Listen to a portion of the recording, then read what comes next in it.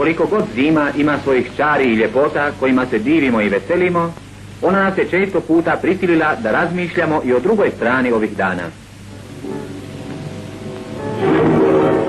Tako nas je i ovogodišnja zima iznenadila ovako visokim naslagama snijega. Mlađi Zagrepčani ne sjećaju se da je u Zagrebu bio ovako visok snijeg.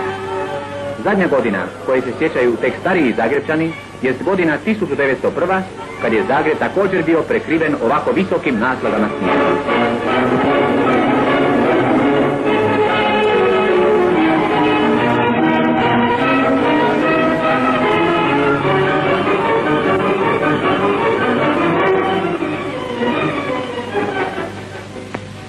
Da bi se omogućio promet gradom, na pobudu gradskog načelnika gospodina Wernera pristupila su mnogobrojna zagrebačka društva, stanovi ustaških vojnica, vojska i mnogi dobrovoljci čišćenju ulica od snijega.